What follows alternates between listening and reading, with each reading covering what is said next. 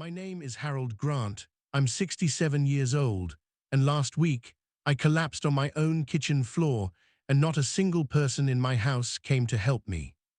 My daughter ignored my calls for help and my son-in-law stood over me, rolled his eyes and said, "Stop pretending," before walking away. Before I continue, please like this video, subscribe, and tell me in the comments where you're watching from. You know what the worst part is? It wasn't the physical pain.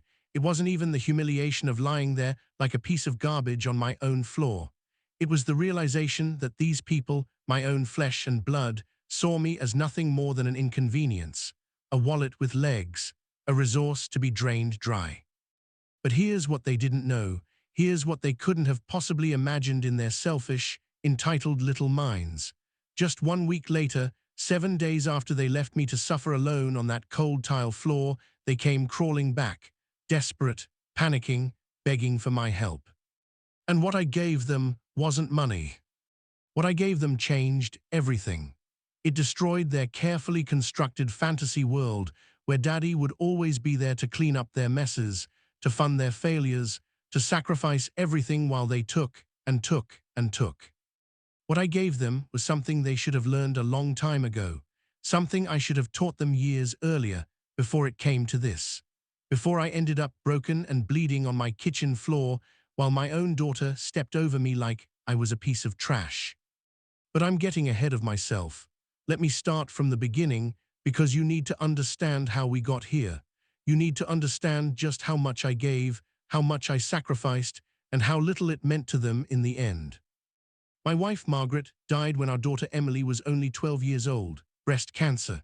It took her in 18 months from diagnosis to the funeral. I watched the love of my life waste away, and then I had to be strong for Emily. I had to be both parents, mother and father. I had to braid her hair even though I had no idea what I was doing. I had to help her pick out dresses for school dances. I had to have the talks that Margaret was supposed to have with her. And I did it. I did all of it. I worked 2 jobs for years to make sure Emily had everything she needed: music lessons, dance classes, SAT prep courses. I saved every penny so she could go to college without drowning in debt. When she got accepted to state university, I cried. I actually cried because I was so proud of her, so grateful that all those years of sacrifice had paid off. She met Derek in her junior year. He seemed like a decent enough kid at first. Ambitious, he said, entrepreneurial-minded, full of big ideas and bigger promises. I should have seen the red flags then, but I was just so happy that Emily had found someone. She seemed happy, and after everything we'd been through, that's all I wanted for her. They got married the summer after graduation. I paid for the wedding. $28,000 for 1 day. The venue, the catering, the photographer, the flowers, the dress, everything. I didn't complain. I smiled and gave a toast and told Emily how proud her mother would have been, and I meant it. At that moment, I truly meant it. "It's just temporary, Dad," Emily said when they asked to move in 6 months after the wedding. "Just until we get on our feet. Derek's starting a business, and we need to save money for the startup costs. Maybe 6 months, a year tops." 6 months turned into a year turned into 2, 2 turned into 5. 5 years they lived in my house. In the home I'd worked myself to the bone to pay off. In the rooms where Margaret and I had built our life together, where I'd raised Emily, where I'd held onto every memory of my wife like a lifeline. And what did they contribute? Minimal rent when they remembered to pay it. They were always a little short this month, or the business needs this investment, or we'll catch up next month, we promise. Derek's business, God, that business, it was going to be the next big thing, he assured me, a consulting firm, marketing solutions for small businesses. He had the vision, he had the drive, he just needed capital, just a little help getting started. I co-signed a loan for $30,000. I emptied a chunk of my retirement savings to invest another 20. I believed in them. I believed in my daughter and her husband because what else was I supposed to do? Let them fail? Let Emily struggle the way I'd struggled after Margaret died? The business limped along. Some months were good, most were bad, but there was always an excuse. The market was tough. Competition was fierce. They just needed a little more time, a little more money, a little more help. I paid their car insurance. I covered their health insurance when Derek's business couldn't afford to provide it. I bought groceries because my fridge was always empty. They ate like I was running a free restaurant. I paid for repairs on Derek's truck. I even gave them money for a business trip to a marketing conference that I later found out was actually a vacation to Florida. And through it all, I told myself I was being a good father, a supportive father, the kind of father Margaret would have wanted me to be. But the truth is that I was being a doormat. I was teaching them that they could take and never give back, that they could use me up until there was nothing left, and I'd just smile and ask how else I could help. I tried to keep the peace. Every time Derek snapped at me for using his bathroom, even though it was my house. Every time Emily sighed with exasperation when I asked if they could help with yard work or cleaning. Every time they had friends over and I heard them complaining about having to live with the old man like I was some kind of burden they'd been saddled with. I bit my tongue. I swallowed my pride. I told myself things would get better. They never did. The entitled behavior got worse. They acted like they owned the place. They rearranged furniture without asking. They threw out Margaret's things I'd been saving, things that meant something to me because they needed the space or it looked dated. When I protested, Emily rolled her eyes. Dad, you need to let go of the past. Mom's been gone for years. You can't turn this house into a shrine. A shrine? She called my memories of her mother a shrine. Like loving someone, missing someone, honoring someone's memory was a character flaw that needed to be corrected. But still I stayed silent. Still I helped. Still I played the role of the grateful father who should just be happy his daughter was nearby, who should appreciate that she was willing to live under his roof. And then 3 weeks ago, they asked for more money. $50,000. The business was failing, Derek admitted. They'd lost their 2 biggest clients. Suppliers were demanding payment. There were loans coming due. Without an immediate cash infusion, everything would collapse. You have retirement savings, Dad, Emily said, sitting across from me at my kitchen table like she was discussing something as simple as borrowing $20. You have equity in this house. You have options. Options, she made it sound so reasonable, so logical. Emily, that money is for my future, I said carefully. If I give you $50,000, I'm putting my own security at risk. What if I have a medical emergency? What if I need long-term care? You're healthy, Dad, she said dismissively. You'll be fine. And besides, this is family. Family helps family after everything we've done for you. Everything you've done for me. The words came out sharper than I intended. What exactly have you done for me? Derek jumped in then, his voice dripping with self-righteous indignation. We've lived here for 5 years, Harold. We've been your companions. Do you know how lonely you'd be without us? You should be grateful we're here, that Emily chose to stay close to you instead of moving across the country like she could have. Grateful? I should be grateful that they'd invaded my home, drained my finances, and treated me like an ATM with a pulse. I need to think about it, I said. Emily's face hardened. You need to think about whether or not to help your own daughter. It's a lot of money, Emily. It's family, Dad, or doesn't that mean anything to you anymore? The guilt trip, the manipulation, the implied threat that if I didn't comply, I'd be the bad guy, the selfish father who refused to help his struggling daughter. I told them I'd think about it. They weren't happy, but they backed off. For a few days, the house was tense, cold. They barely spoke to me except when necessary. When they did, their voices were clipped, resentful.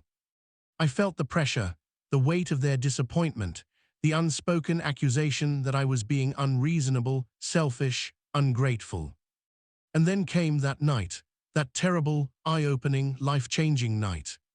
It was late, past midnight. I couldn't sleep. I'd been tossing and turning, thinking about the money, about Emily, about whether I was being a bad father for having boundaries. My throat was dry, so I got up to get some water. I remember walking into the kitchen. I remember reaching for a glass in the cabinet, and then the dizziness hit.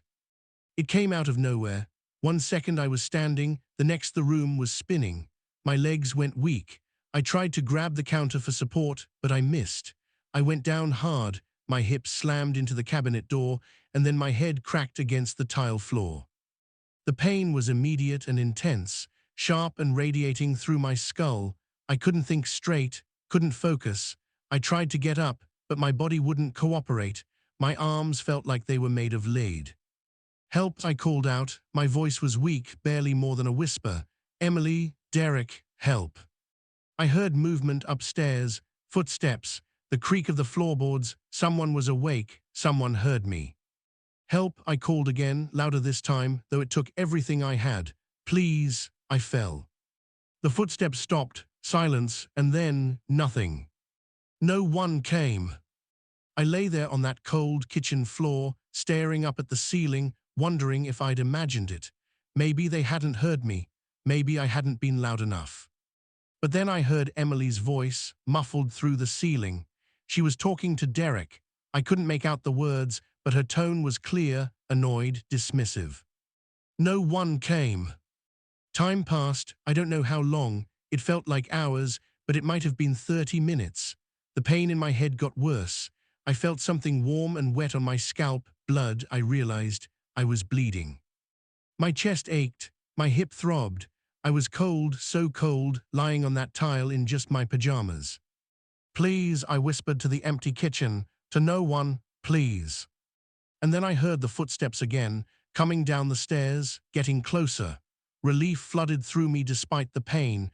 They were coming, they'd heard me, everything would be okay. Derek walked into the kitchen. I saw his feet first, those expensive sneakers I'd helped pay for. He stopped a few feet away from me. "Derek," I managed. "Help, I fell, can't get up." He looked down at me, really looked at me, lying there on the floor, bleeding and helpless. And then he rolled his eyes. "Stop pretending, Harold," he said, his voice flat and cold. "This guilt trip thing isn't going to work. We're not giving in just because you're throwing a tantrum." "I'm not, I'm hurt, please."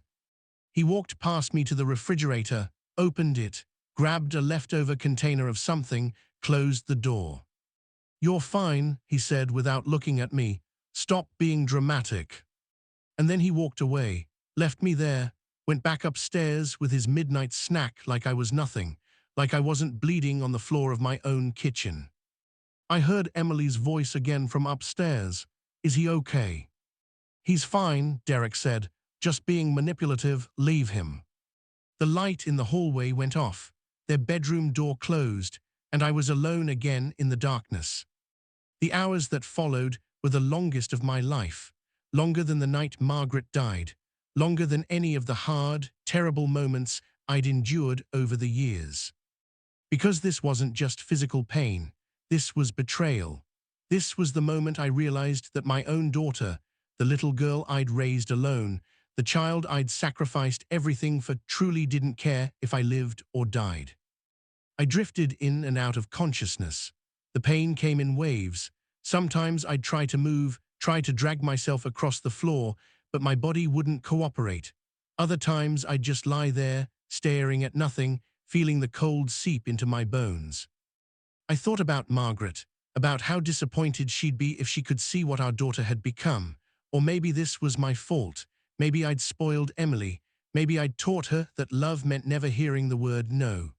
Maybe I'd enabled this monster that couldn't even help her own father when he was bleeding on the floor. The thoughts spiraled, dark thoughts, thoughts about how easy it would be to just close my eyes and not open them again. What was the point? What was I holding on for? But somewhere in that darkness, something else emerged. Anger, white-hot, clarifying anger. How dare they treat me like this? I had given them everything, everything. My time, my money, my home, my patience, my love. I had bent over backward to support them, to believe in them, to make their lives easier. And they repaid me by leaving me to die on my kitchen floor. No, that wasn't going to be how this story ended. I wasn't going to die here, alone and forgotten. So they could inherit what was left of my estate and continue their parasitic existence. I was going to survive this, and then I was going to make sure they never used me again. The sun was starting to come up when I heard the knock at the door, then louder knocking, then my neighbor Tom's voice calling my name. Tom and I had a routine, coffee every Thursday morning at 7. When I didn't answer the door, he got worried. He had a key for emergencies. Thank God he had a key. He found me on the kitchen floor. I was semi-conscious by then, barely coherent. I remember his face going pale. Remember him pulling out his phone and calling 911. Remember him kneeling beside me, telling me to hold on, that help was coming. Harold, what happened? How long have you been here? Where's Emily? I couldn't answer. My throat was too dry, my head too foggy, but Tom figured it out quickly enough. He ran upstairs, pounded on Emily and Derek's bedroom door. Your father's on the floor. He's been hurt. What the hell is wrong with you? I didn't hear Emily's response. I was being lifted onto a gurney, paramedics checking my vitals, asking me questions I couldn't quite answer. The hospital was a blur. Tests and scans and doctors using words like concussion and dehydration and contusion. They kept me for observation. 2 days in a sterile room with beeping machines and fluorescent lights. Emily came once. She stood in the doorway looking uncomfortable, like she was visiting a stranger instead of her father. The doctors said, "You're okay," she said. "Not I'm sorry, not I should have helped you. Just a statement of fact, delivered with mild impatience." I called for help, I said, my voice raspy. "You heard me." "I thought you were fine," Derek said. Derek saw me bleeding on the floor and walked away. She shifted uncomfortably. "Look, Dad, we thought you were trying to manipulate us. You were so angry about the money, and then suddenly you're on the floor, it seemed like." "Like what?" "Like I cracked my own head open to win an argument." "I don't want to fight with you while you're in the hospital," she said stiffly. "I just wanted to make sure you were okay. We'll talk when you get home." She left, didn't even stay 10 minutes. I lay there in that hospital bed, staring at the ceiling, and something crystallized inside me. This was it. This was the moment everything changed. They wanted money. They wanted my help. They wanted to keep living in my house, eating my food, using my resources. They were about to find out exactly what happens when you push a patient man too far. Tom visited me in the hospital, brought me magazines and a decent cup of coffee, sat with me for hours. A neighbor showed me more compassion than my own family. "Harold," he said carefully, "I don't want to overstep, but Emily and Derek knew you were hurt. They knew and they didn't help. That's not okay." "I know. What are you going to do?" I looked at my friend, this good, decent man who'd run to help me without hesitation, and I made a decision. "I'm going to protect myself." Tom nodded slowly. "You need help with that, you let me know. I've got a good lawyer friend. Estate planning, elder law, that sort of thing. I'd appreciate an introduction." When I was discharged from the hospital, I didn't go home right away. Tom drove me to his lawyer friend's office instead. Robert Chen, sharp, professional, and deeply familiar with family dynamics that had gone toxic. I told him everything, the years of financial support, the broken promises, the entitled behavior, and finally, the collapse in the kitchen and what had followed. Robert listened without interrupting. When I finished, he leaned back in his chair and said, "Mr. Grant, I'm going to be blunt with you. You've been enabling financial abuse for years, and what happened on your kitchen floor crossed a line into potential elder abuse and neglect. You have options, but only if you're willing to make some hard choices." "I'm willing," I said. "What do I need to do?" Over the next week, I moved forward with a plan. A carefully constructed, legally sound plan that would protect everything I'd worked for and make it very clear that I was no longer available to be used. First, Robert helped me establish a revocable living trust. All my assets, my house, my retirement accounts, my savings went into the trust. I was the trustee, which meant I still controlled everything, but the beneficiaries were specified with conditions. Emily was still in the will, but not with the automatic, unconditional inheritance she probably assumed she'd get. The trust included provisions. If Emily or Derek attempted to challenge my competency or seek guardianship, they'd be removed as beneficiaries entirely. If they continued to live in my home without paying market-rate rent, they'd be removed. If they harassed me or attempted to manipulate me financially, they'd be removed. Second, I compiled documentation. Bank statements showing years of financial support, the cosign loan, receipts for everything I'd paid for, written records of promises they'd made and broken, and most importantly, a detailed written statement about the night I collapsed, witnessed, and notarized. Third, I had Robert draw up a formal rental agreement. If Emily and Derek wanted to continue living in my house, they'd need to sign a lease and pay fair market rent, $1,500 a month. No exceptions. No, I'll pay you next month. First and last month's rent up front, or they'd need to leave within 30 days. Fourth, I revoked my co-signature on their business loan. I sent formal written notice to the bank that I was withdrawing my guarantee. Let the bank deal with Derek's failing business on its own merits. Fifth, I changed all my passwords, put alerts on my credit reports, and made sure Emily and Derek had no access to my financial information. Through all of this, they had no idea what was coming. I'd gone to Tom's house after being discharged, staying with him for a week while I put everything in place. I told Emily I needed time to recover and that Tom was helping me out. She didn't argue, probably relieved she didn't have to pretend to care for me. 7 days after I collapsed on that kitchen floor, I returned home. Emily and Derek were there, waiting for me in the living room, my living room, in my house. "Dad, we need to talk," Emily said as soon as I walked in. "The bank called, something about the business loan. They're saying you revoked your co-signature. That's going to destroy us. Derek's business is already." "Sit down," I said calmly, "both of you." Something in my tone made them comply. They sat on the couch, Margaret's couch, the one we'd picked out together 30 years ago, and stared at me warily. I set my folder on the coffee table, thick, full of documents, legal documents.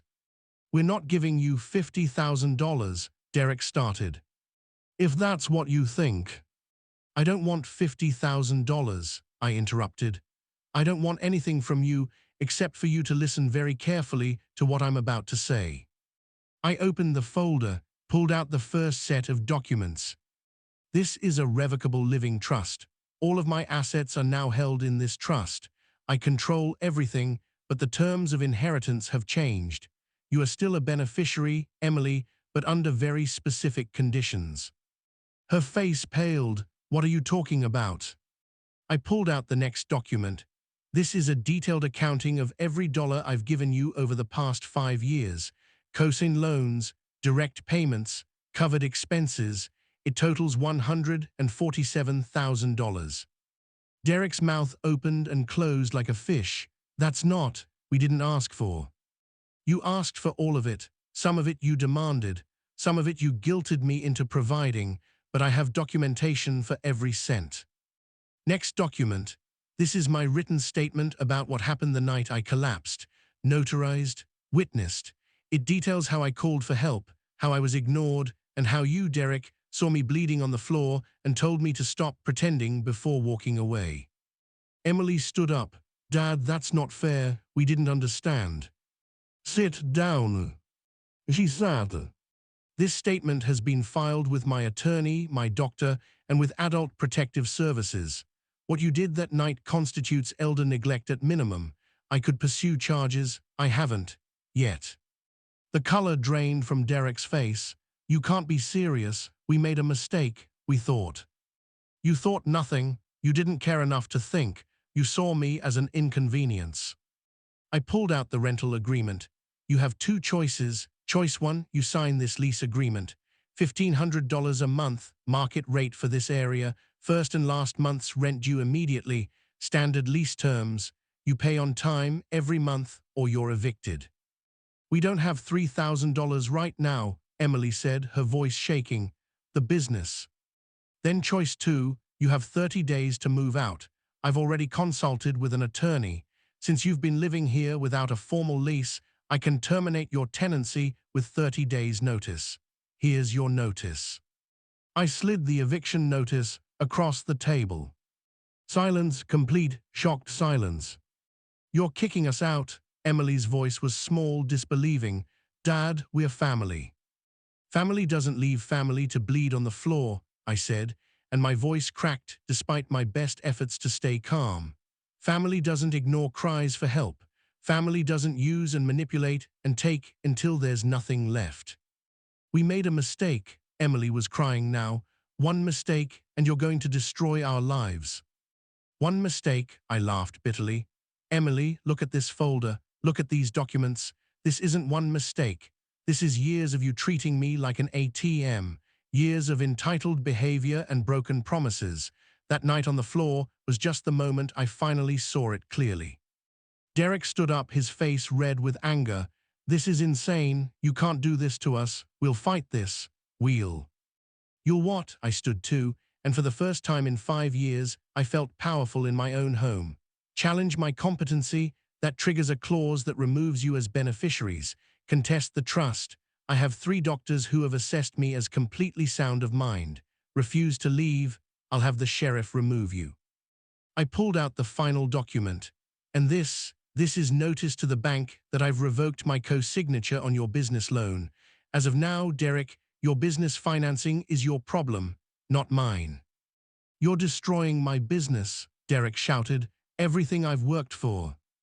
You destroyed your business by running it poorly and expecting me to fund your incompetence indefinitely. I'm not your backup plan anymore. Emily was sobbing now, her face in her hands.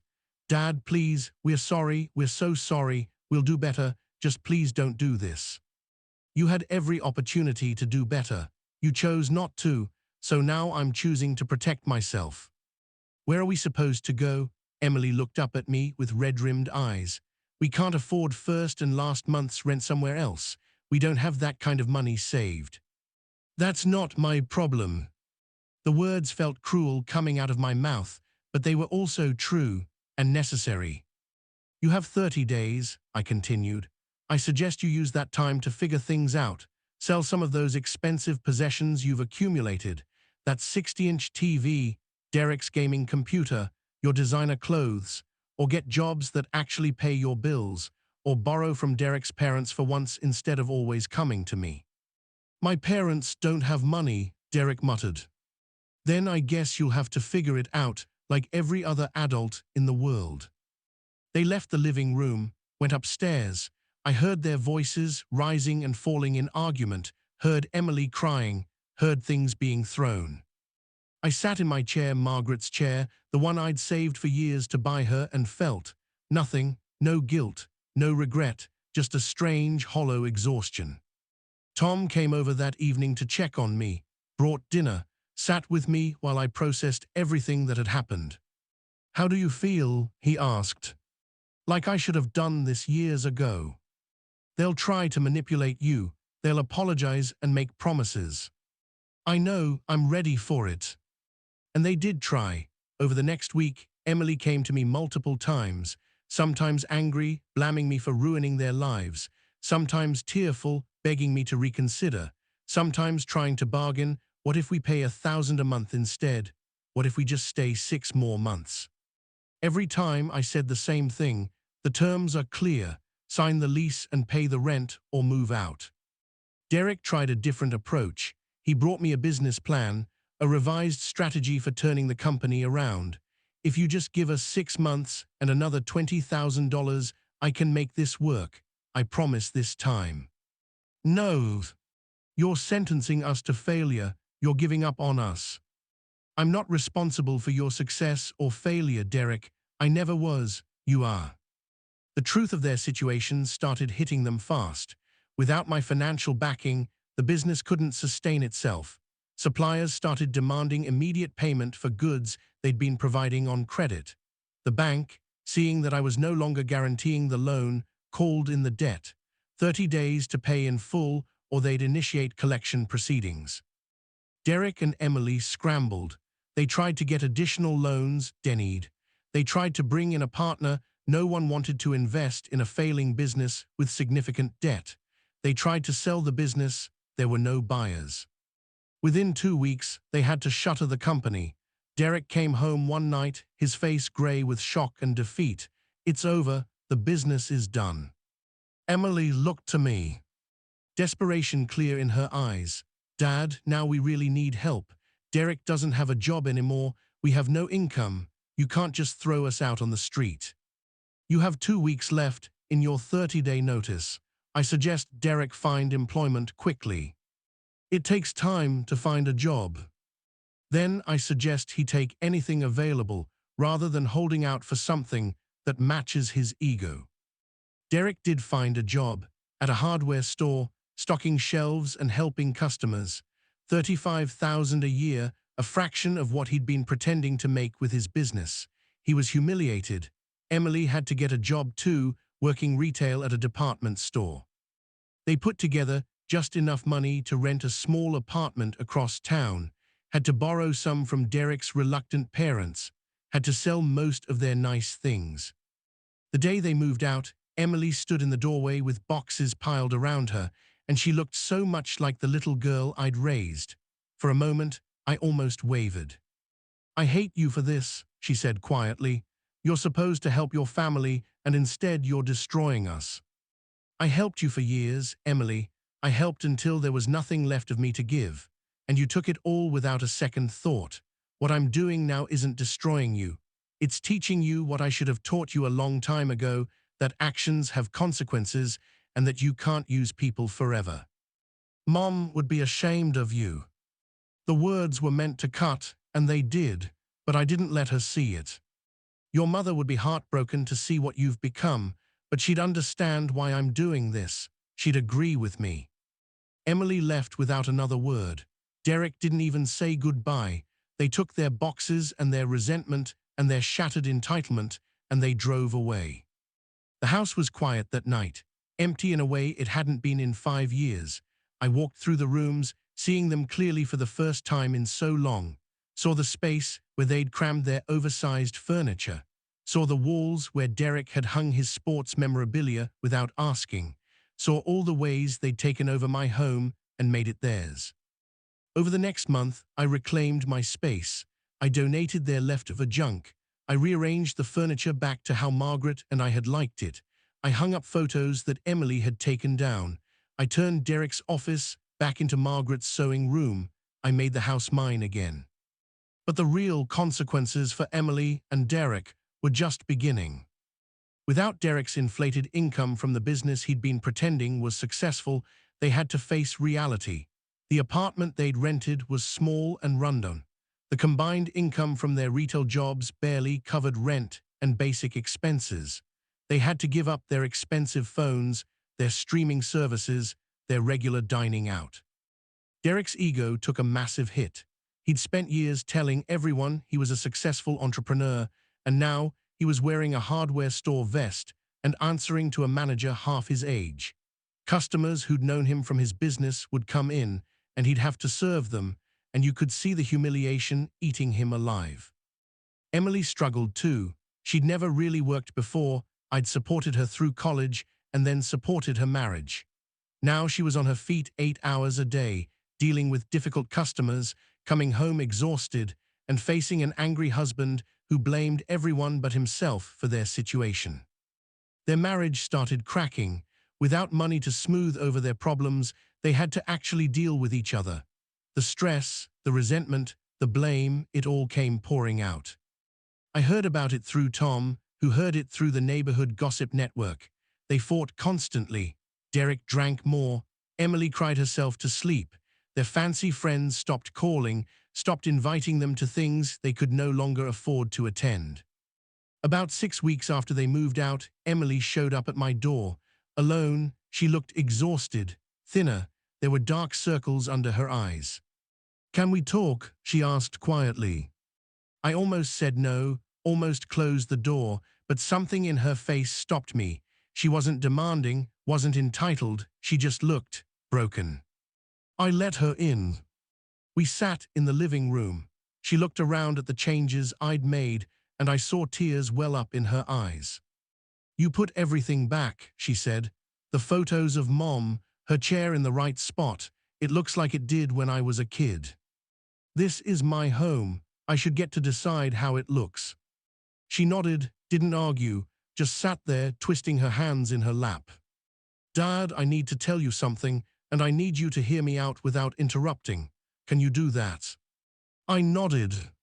You were right about everything, about me using you, about taking you for granted, about treating you like an ATM instead of a father. Her voice cracked. And about that night, when you fell, I heard you calling for help. I heard you and I chose not to come. Derek said you were faking, trying to manipulate us, and I believed him because it was easier than admitting that we were the ones being manipulative. I chose to believe you were pretending because the alternative was that you were really hurt and needed us, and that would have meant putting you before ourselves, and she broke down, sobbing, we couldn't even do that. Your own daughter couldn't even check if you were okay. I sat there, watching her cry, feeling the old instinct to comfort her warring with the memory of lying on that cold floor. I've been so angry at you, she continued when she could speak again. So angry for cutting us off, for forcing us out, for taking away all the support we'd come to rely on. But the anger, it's not really at you, it's at myself, because you were right. We were using you, I was using you, and I didn't even see it. Or maybe I saw it and didn't care because it was so much easier to let you take care of everything. She looked up at me, her face blotchy and tear-stained. Derek and I are falling apart. We fight all the time. He blames me for not managing you better. He says if I'd been smarter, we'd still be living in your house with your money funding his dreams. And I realized he never loved me. He loved what you could provide. And I was so blind, so stupid, that I let him turn me into someone who would ignore her own father bleeding on the floor. She wiped her eyes with shaking hands. I can't fix what I did, I know that. I can't take back that night. I can't take back the years of using you, but I need you to know that I see it now. I see all of it, and I am so, so sorry. The apology hung in the air between us. I'd imagined this moment, had scripted in my head what I'd say if she ever actually acknowledged what she'd done. But now that it was happening, I found I didn't have words prepared. Are you apologizing because you mean it? I asked carefully, or because you need something from me? Deserve that question? She looked down at her hands. I'm not going to lie and say things aren't hard right now. We're barely making rent. We're eating ramen and pasta most nights. Derek is miserable and he's making me miserable. But no, Dad, I'm not here to ask for money. I'm here because I haven't been able to sleep since we moved out. Every night I close my eyes and I see you on that floor. I hear you calling for help. And I see myself making the choice not to come. That image, it's destroying me. Good, I said, and the harshness in my voice surprised even me. It should destroy you. You should have to live with that choice. Because I live with it too, Emily.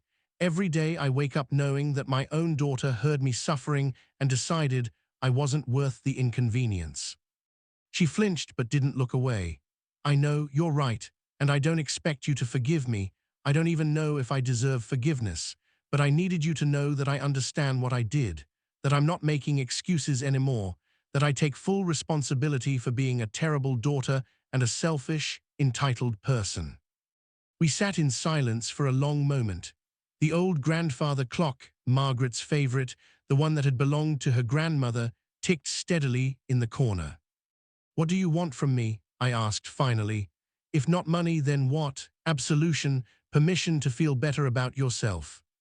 I want to know if there's any chance, eventually, that we could have a relationship again, a real one, not the toxic thing we had before where I took and you gave until there was nothing left, but something honest, something where I actually show up for you the way you showed up for me my whole life. I don't know, I said honestly. I don't know if I can trust you again, Emily. Trust isn't something you can rebuild overnight just because you've realized you were wrong. I know I'm not asking for overnight. I'm asking if the door is completely closed, or if there's even the smallest possibility that someday, maybe years from now, you might be willing to let me try to be the daughter you deserved all along. I looked at this woman sitting in my living room, my daughter, Margaret's daughter. She looked so much like her mother in that moment, the same dark eyes, the same curve of her jaw, but Margaret had never been selfish. Margaret had never been cruel. Those were things Emily had learned somewhere else, or maybe things I'd failed to teach her not to be. The door isn't completely closed, I said finally, but here's what opening it would require. First, you don't ask me for money. Not now, not a year from now, not ever. If you need financial help, you figure it out on your own.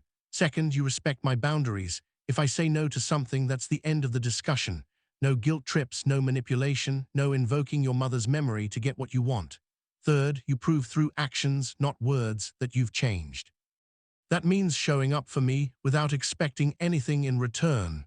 That means being present, being honest, and being accountable.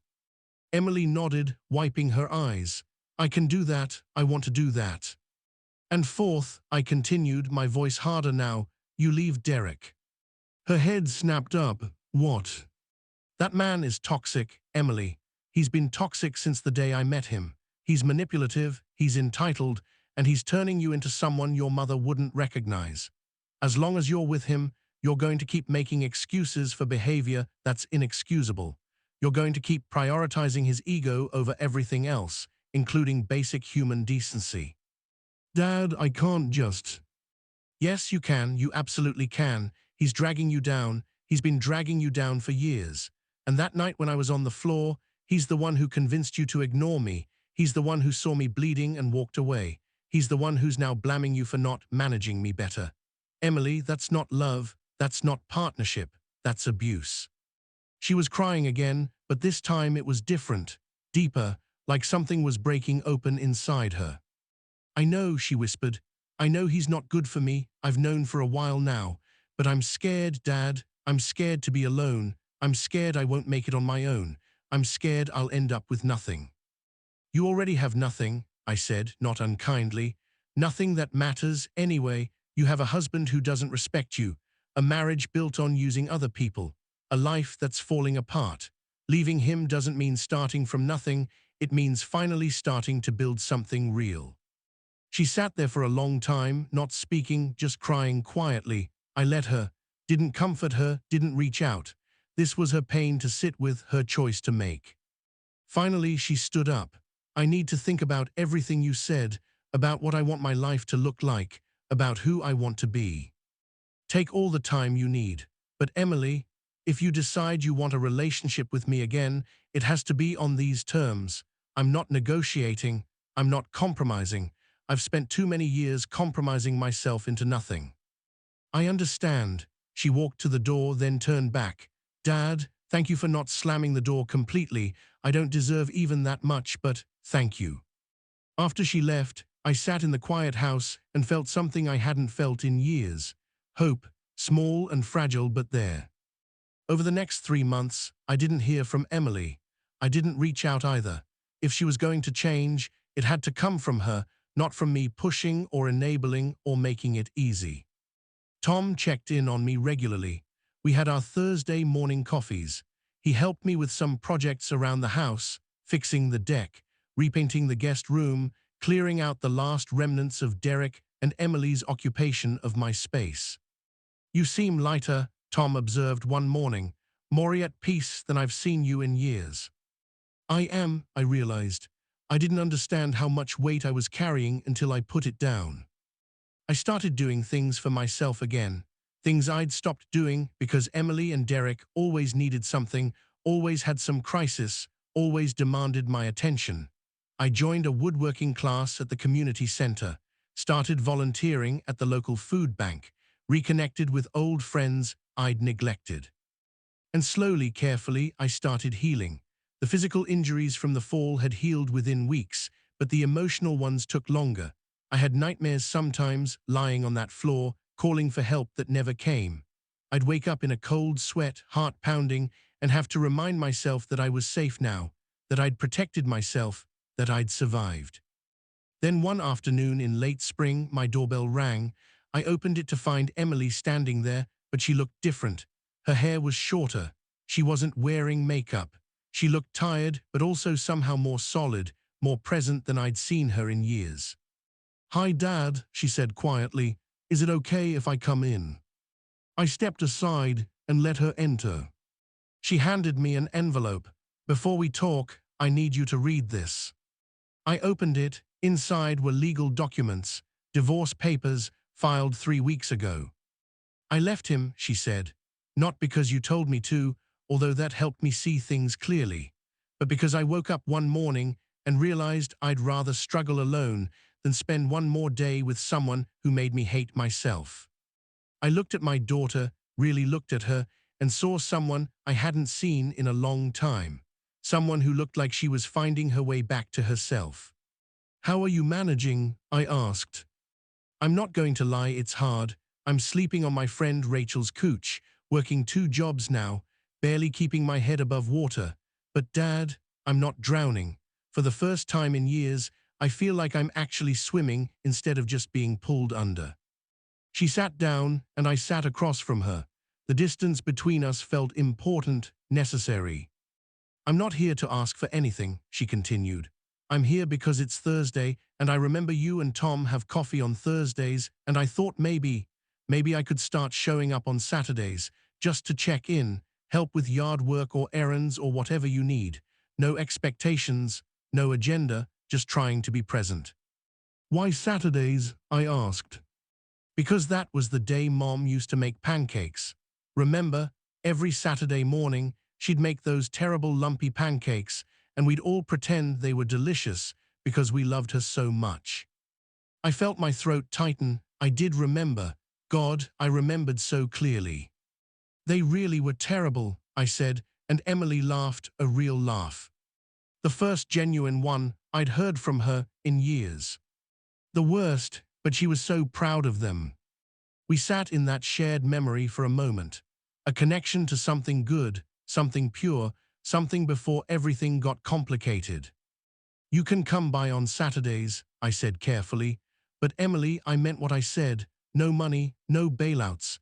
If you're struggling, you figure it out yourself." "I know, I'm not asking for that. I'm asking for a chance to be your daughter again, the real kind, the kind who shows up." So she started showing up, every Saturday morning at 9. The first few weeks were awkward. We didn't know how to be around each other without the old patterns of her demanding and me acquiescing. We'd work in the garden, pulling weeds in silence, or she'd help me organize the garage, neither of us quite knowing what to say. But gradually, carefully, we found a rhythm. She told me about her jobs, one at a coffee shop, one doing data entry remotely in the evenings. She told me about therapy, how she was working through years of entitlement and learning to set boundaries with Derek, who kept trying to convince her to come back. "He doesn't understand why I left," she said one Saturday while we were painting the fence. "He thinks it's about money, about me being stressed. He doesn't get that it's about who I became when I was with him, who he encouraged me to be." "Some people never see their own toxicity," I said. "They're too invested in their narrative where they're the victim and everyone else is the problem." "Yeah, I'm learning that in therapy, learning a lot of things, actually, about codependency and enabling and how I used your love as a weapon against you." She paused, brush dripping white paint. "That sounds dramatic, but my therapist helped me see it. Every time you set a boundary, I'd play the 'but I'm your daughter' card, like your love meant you owed me whatever I wanted. That's so messed up, Dad." "It is," I agreed, not letting her off the hook, but acknowledging her recognition. "Can I ask you something?" She set down her brush and looked at me. "Why did you let it go on so long? Why didn't you stop us years ago?" I thought about that, really thought about it, because I was afraid of losing you. After your mom died, you were all I had left of her, all I had left of our family, and I think I convinced myself that keeping you in my life, even in that toxic way, was better than not having you at all. "But you did lose me," she said softly. "You lost me to my own selfishness. You lost the real me to a version of me that was just using you." "I did, but I got something else. I got my dignity back, my self-respect, my peace." She nodded slowly. I'm glad you chose yourself, even though it hurt, even though it meant losing me for a while." The weeks turned into months. Emily kept showing up every Saturday. She never asked for money, never pushed boundaries, never tried to manipulate. She just showed up and helped, and slowly, painfully, we started rebuilding something real. She told me about finally getting promoted to shift supervisor at the coffee shop, about saving up enough to rent a tiny studio apartment, about going back to school part-time to finish a degree she'd abandoned when she married Derek. "I'm thinking about accounting," she said one day. "I know it's boring, but it's stable, and I'm good with numbers. Plus, I think I need boring and stable right now. I've had enough chaos to last a lifetime." "Your mother wanted to be an accountant," I said, surprised by the memory surfacing. "Before we met, she was studying business, planning to do corporate accounting." Emily's eyes widened. "I didn't know that. She never told me." "She changed her mind when you came along, decided she wanted something with more flexibility, but she was excellent with numbers. Used to balance our checkbook to the penny, drove me crazy." "Tell me more about her," Emily said. "Not the stories I already know, the other ones, the small ones." So I did. I told her about Margaret's terrible singing voice and how she'd belt out songs in the car anyway, about her collection of porcelain cats that I'd always found hideous, but she'd loved, about the way she'd fall asleep during movies and then insist she'd been resting her eyes when I called her out. Emily laughed and cried and soaked in these pieces of her mother she'd never known, and in sharing Margaret's memory, we found common ground, a foundation to build on. "I wish I could tell her I'm sorry," Emily said, "for who I became, for forgetting the things she taught me." "She'd forgive you," I said. "She'd be proud that you're finding your way back." "Do you forgive me?" The question was quiet, tentative. I looked at my daughter, this woman who'd hurt me so deeply, who'd left me bleeding on the floor, who'd taken years to realize the damage she'd done. And I saw someone who was genuinely trying, not perfectly, not without stumbles, but consistently, authentically. "I'm working on it," I said honestly.